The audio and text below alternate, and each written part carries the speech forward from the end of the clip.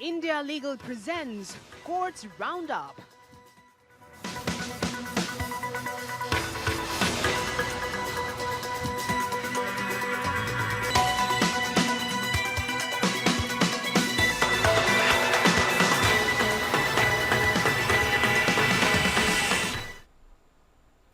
नमस्कार, आप देख रहे हैं कोर्ट्स राउंडअप। मैं हूं आपके साथ उन्नति भटनागर। इस खास कार्यक्रम में बात करेंगे सुप्रीम कोर्ट और हाई कोर्ट में बहुचर्चित मामलों पर, जिसका पूरा लेखा जोखा हम आपको देखेंगे।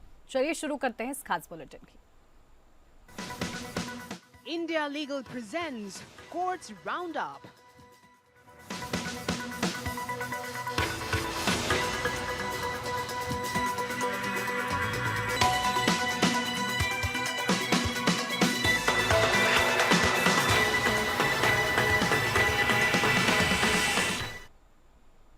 और सबसे पहले बात बिहार की, जहां बिहार में वोटर लिस्ट के रिवीजन से जुड़े मामले पर सुनवाई हुई है। जहां जस्टिस सूर्यकांत की अध्यक्षता वाली बेंच में वरिष्ठ वकील कपिल सिब्बल ने दलील देते हुए कहा कि पूरी प्रक्रिया सवालों के घेरे में है। वहीं वरिष्ठ वकील गोपाल शंकर नारायण ने कहा कि पिछली सुनवाई में कोर्ट ने कहा था कि बड़ी छटनी होगी तो हम दखल देंगे। ड्राफ्ट रोल से पता चलता है कि 65 लाख लोग हटे हैं, जिसकी कोई सूची आयोग नहीं दे रहा है। वकील गोपाल शंकर नारायण ने आरोप लगाया कि बड़े पैमाने पर लोगों को मतदाता सूची से बाहर किया गया है। 65 लाख लोग बाहर किए गए हैं। कोर्ट ने कहा है कि यह सवाल आंकड़ों पर निर्भर करेगा। सिब्बल ने आरोप लगाया कि एक छोटे से निर्वाचन क्षेत्र में 12 लोग ऐसे हैं जिन्हें मृत दिखाया गया है, लेकिन वो जीवित हैं। बीएलओ ने कोई काम ही नहीं किया है। उन्होंने कहा कि एसआईआर के दौरान संवैधानिक प्रावधानों को खुले आम दरकिनार कर बीएलओ और अन्य संबंधित मतदाता निबंधन से जुड़े अधिकारियों ने मनमानी की है। वहीं चुनाव आयोग की ओर से वरिष्ठ वकील राकेश द्विवेदी ने कहा कि यह ड्राफ्ट रूल है। हमने नोटिस जारी किया है। जिनको कोई आपत्ति है अपनी आपत्तियां बताएं और जिनको इसमें सुधार करना लगता हो वे सुधार आवेदन जमा करें। ड्राफ्ट रोल में कुछ कमियां होना स्वाभाविक है। जस्टिस सूर्यकांत ने कहा कि अगर किसी जीवित व्यक्ति को मृत घोषित कर दिया गया है और बिहार के मतदाता सूची से बाहर कर दिया गया है तो उनको कोर्ट के सामने आना चाहिए। ऐसा क्यों नहीं है? वकील कपिल सिब्बल ने कहा कुछ याचिकाओं में वह भी मौजूद हैं। जस्टिस सूर्यकांत ने कहा कि इस तरह की गलती को सुधारना होगा। सिब्बल ने कहा है कि हाँ बिल्कुल, लेकिन ये गलती हर बूथ पर है जो ठीक नहीं है।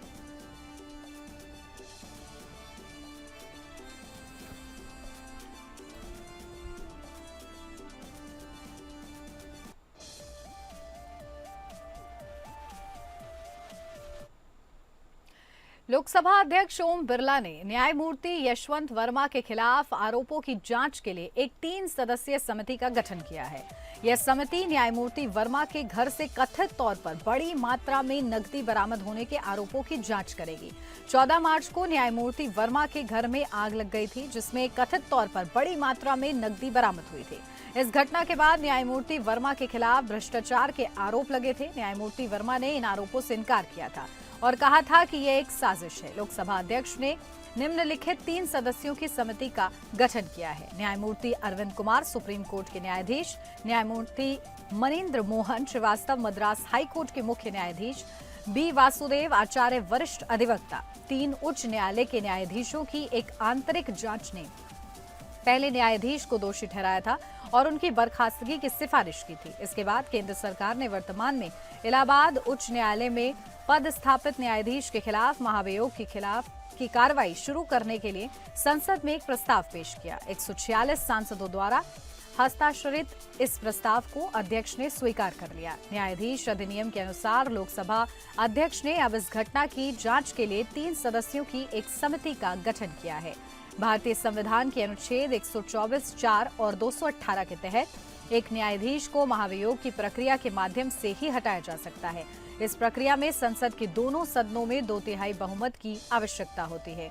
अब देखना यह है कि समिति की जांच के बाद क्या कार्रवाई होती है और संसद में महाभियोग की प्रक्रिया कैसे आगे बढ़ती है।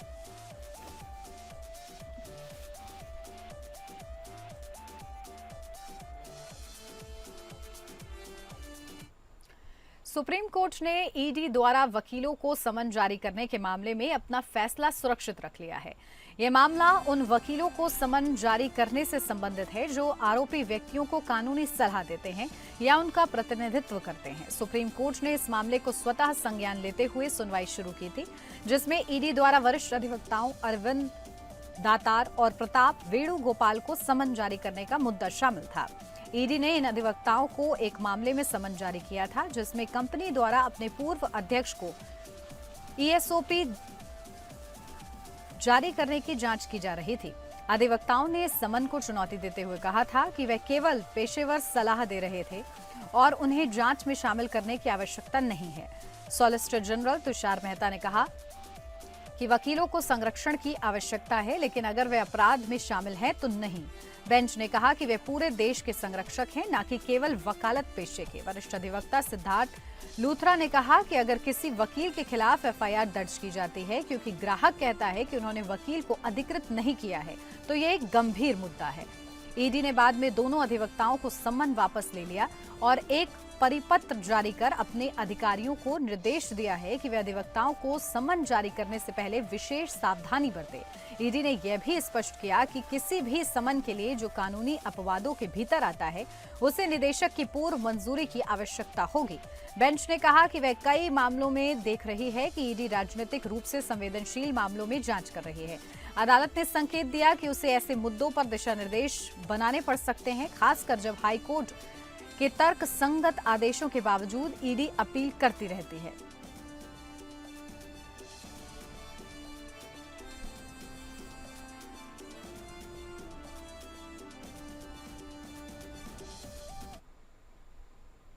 सुप्रीम कोर्ट ने कहा है कि अगर किसी व्यक्ति को निश्चित अवधि की सजा हुई तो उस अवधि के समाप्त होते ही उसे रिहा कर दिया जाना चाहिए।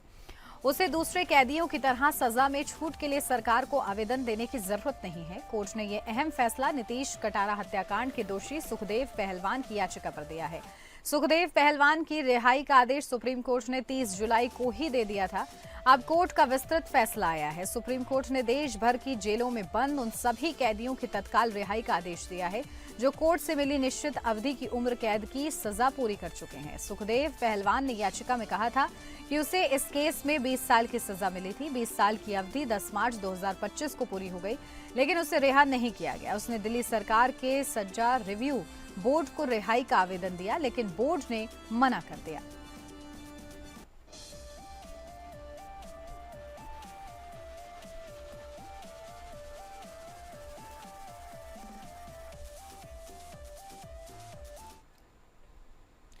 दिल्ली एनसीआर में 10 साल पुराने डीजल और 15 साल पुराने पेट्रोल वाहनों पर बैन मामले में सुप्रीम कोर्ट में सुनवाई हुई। सुप्रीम कोर्ट ने कहा कि दिल्ली में 10 साल पुराने डीजल और 15 साल पुराने पेट्रोल वाहनों के मालिकों के खिलाफ कोई दंडात्मक कार्रवाई नहीं की जाए। सीजेआई बीआर गवई की अध्यक्षता वाली 3 जजों की बेंच ने अपने आदेश में कहा है कि ऐसे वाहन मालिकों के खिलाफ फिलहाल कोई दंडात्मक कार्रवाई न हो। कोर्ट ने अंतरिम आदेश के साथ नोटिस जारी कर 4 हफ्ते में जवाब देने को कहा है। दरअसल दिल्ली सरकार ने 10 साल पुराने डीजल और 15 साल पुराने पेट्रोल वाहनों पर प्रतिबंध लगाने के 2018 के आदेश पर पुनर्विचार की मांग करते हुए सुप्रीम कोर्ट में याचिका दाखिल की है।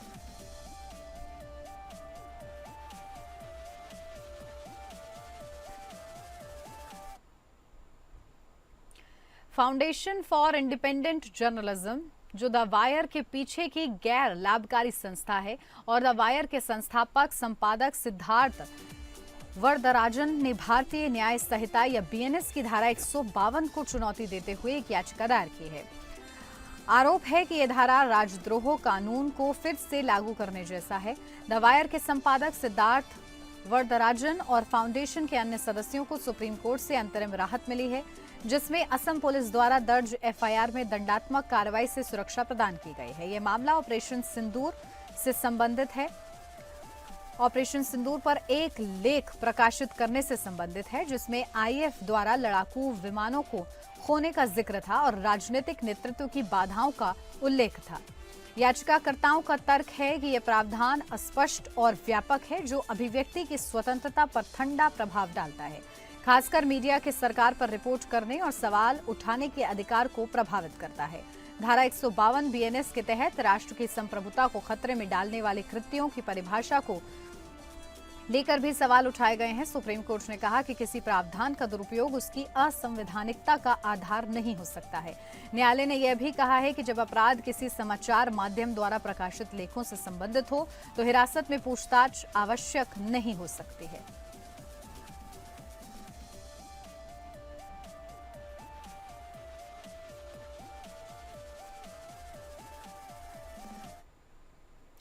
मद्रास हाईकोर्ट ने 2014 में दायर महेंद्र सिंह धोनी की मानहानि याचिका में ट्रायल शुरू करने का आदेश दिया है। यह याचिका 2013 के आईपीएल सट्टेबाजी घोटाले से जुड़ी कथित मानहानिकारक खबरें प्रकाशित करने से मीडिया कंपनियों और उनके प्रतिनिधियों को रोकने के लिए स्थायी निषेधाज्ञा की मांग करती है। जस्टिस सीवी कार्तिकेयन ने धोनी के साक्ष्य दर्ज करने के लिए एडवोकेट कमिश्नर नियुक्त किया, जो 20 अक्टूबर से 10 दिसंबर के बीच किसी उपयुक्त स्थान पर यह कार्य करेंगे। अदालत ने माना कि धोनी की अदालत में व्यक्तिगत उपस्थिति से अव्यवस्था फैल सकती है।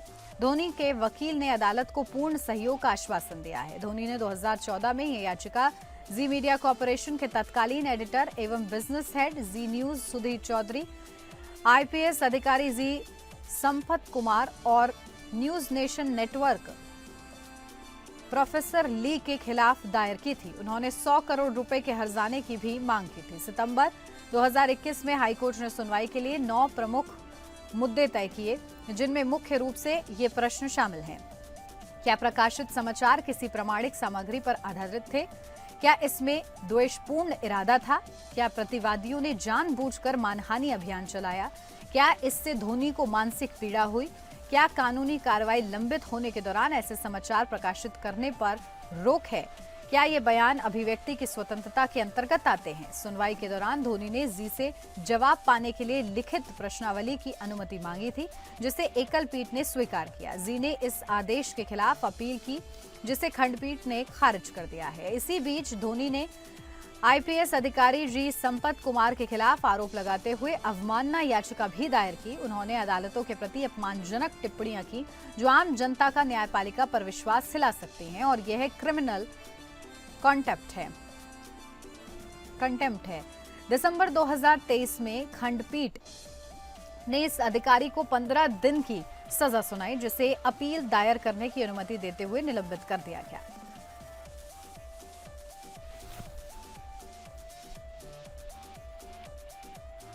दिल्ली हाईकोर्ट ने जामिया मिलिया इस्लामिया द्वारा असिस्टेंट प्रोफेसर की सेवाएं समाप्त करने का आदेश रद्द कर दिया है। प्रोफेसर पर बिना अनुमति अनुपस्थित रहने का आरोप था, जबकि उनका कहना था कि कुछ अन्य प्रोफेसरों द्वारा कथित उत्पीड़न के चलते उन्होंने कुछ समय तक कक्षाएं लेना बंद कर दिया था। जस्टिस प्रतीक जालान ने पाया कि प्राकृतिक न्याय के सिद्धांतों का अपर्याप्त पालन हुआ, क्योंकि जिस जांच रिपोर्ट के आधार पर एग्जीक्यूटिव काउंसिल ने बर्खास्तगी का निर्णय लिया, वह रिपोर्ट कभी भी याचिकाकर्ता को सौंपी ही नहीं गई। कोर्ट ने यह भी रेखांकित किया कि जामिया मिलिया इस्लामिया अधिनियम 1988 की धारा 37(4) के तहत निर्णय लेने से पहले संबंधित संकाय सदस्य को कारण बताने का उचित अवसर दिया जाना अनिवार्य है। सरफराज अहमद फारसी विभाग में असिस्टेंट प्रोफेसर वर्ष 2012 में यूनिवर्सिटी से जुड़े थे। अनुपस्थिति के बाद 2021 में रजिस्ट्रार ने उन्हें फिर से कक्षाएं लेने की अनुमति दी थी। हालांकि जामिया का कहना था कि वे लगभग 2 वर्षों तक बिना अनुमति अनुपस्थित रहे, जिससे विभाग का शैक्षणिक माहौल प्रभावित हुआ। कोर्ट ने नोट किया कि कारण बताओ नोटिस एग्जीक्यूटिव काउंसिल द्वारा पहले ही बर्खास्तगी की सिफारिश के बाद जारी किया गया, जिसे अदालत ने स्पष्ट रूप से बहुत कम देर कहा है। कोर्ट ने जामिया को निर्देश दिया कि काउंसिल की सिफारिश को केवल प्रस्ताव मानते हुए जांच रिपोर्ट याचिकाकर्ता को सौंपी जाए। कोर्ट ने आदेश में कहा है, याचिकाकर्ता को रिपोर्ट मिलने के 2 सप्ताह के भीतर विस्तृत जवाब दाखिल करने का अवसर दिया जाए, जिसमें वे बताए कि उसकी सेवाएं क्यों समाप्त न की जाएं। यह जवाब 1988 अधिनियम की धारा 37(4) के तहत दिया गया अवसर माना जाएगा। कोर्ट ने कहा है कि एग्जीक्यूटिव काउंसिल का प्रस्ताव केवल जांच समिति की रिपोर्ट पर आधारित था और रिपोर्ट न सौंपने से याचिकाकर्ता मुख्य आरोपों का जवाब देने के अवसर से वंचित रह गया।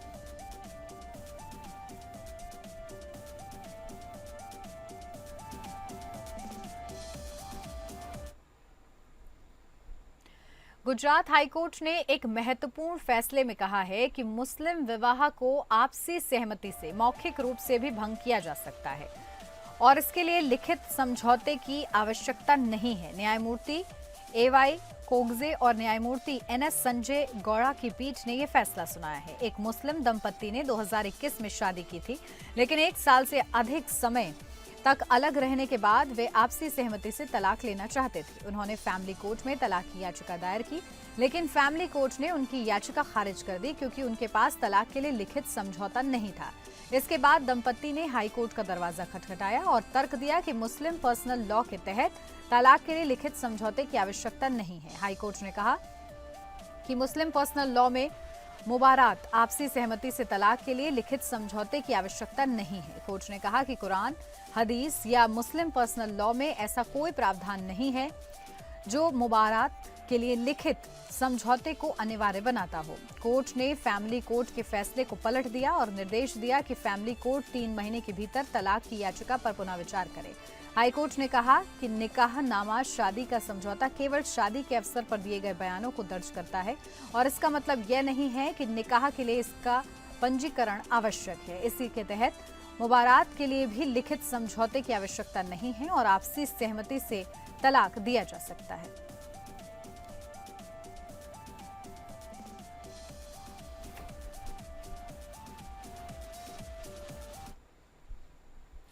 यतेंद्र कुमार बनाम सेबी मामले में सिक्योरिटीज अपील ट्रिब्यूनल या एसएटी ने सेबी के आदेश को रद्द कर दिया है। यतेंद्र कुमार वॉकहार्ट लिमिटेड के एक वरिष्ठ अधिकारी थे जिन्होंने मार्च 2013 में कंपनी के शेयर बेचे थे।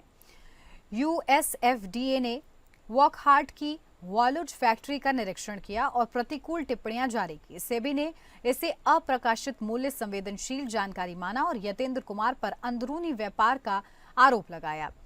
एसएटी ने कहा कि सेबी ने कार्रवाई करने में अत्यधिक देरी की, जिससे यतेंद्र कुमार को निष्पक्ष बचाव का अवसर नहीं मिला।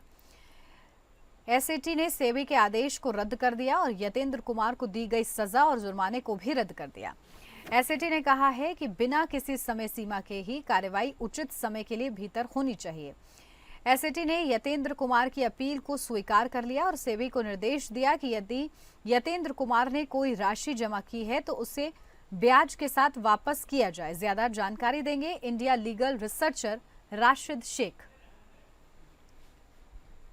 जी बिल्कुल। In the court of security appellate tribunal SAT in the matter of Yatendra Kumar versus SEBI. Yatendra Kumar Wockhardt limited company के एक सीनियर ऑफिसर थे जो वॉलुज फैक्ट्री में काम करते थे। 22 मार्च 2013 को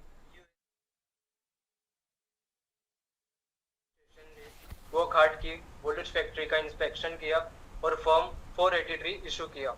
ये इन्फॉर्मेशन पब्लिक नहीं थी, इसलिए सेबी ने इसे UPSI unpublished price sensitive information माना और 22 मार्च से 15 अप्रैल तक का पीरियड यूपीएसआई पीरियड माना गया।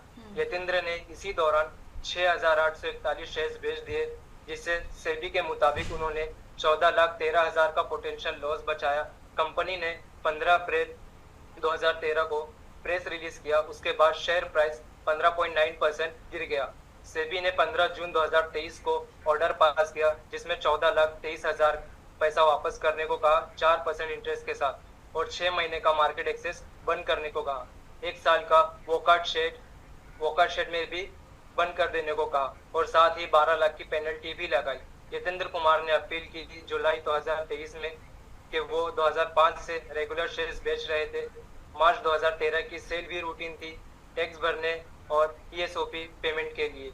यतेंद्र ने कहा कि सेबी के बहुत देर से एक्शन लिया। सेबी ने नवंबर 2014 में पहला समन्स भेजा, सितंबर 2022 में शो कॉज नोटिस किया, यानी लगभग 8 साल बाद नोटिस आई, जो उनके लिए नुकसान था। यतेंद्र एक हाई रेटिंग ऑफिसर थे जिनके पास यूपीएसआई था। उन्होंने बिना प्री क्लियरेंस के शेयर्स बेचे। लॉ में कोई लिमिटेशन पीरियड नहीं है, इसलिए डिले लीगली गलत नहीं है। सेट के फैसला आया कि सेबी ने बिना वजह बहुत ज्यादा डिले किया। 19 महीने के बाद समन्स भेजा, फिर 8 साल बाद शो कॉज नोटिस किया।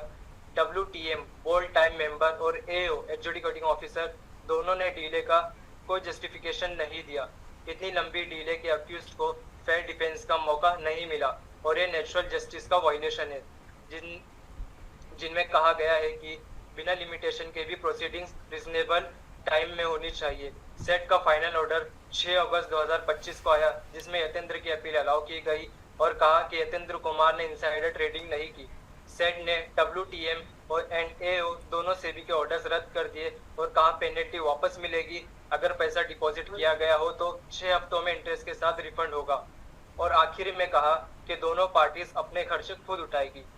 शुक्रिया जी, बहुत शुक्रिया राशिद जी आपका तमाम हमारे साथ जुड़ने के लिए और इतनी महत्वपूर्ण अपडेट के लिए। और इसी के साथ इस खास बुलेटिन में बस इतना ही। नमस्कार। India Legal presents Courts Roundup.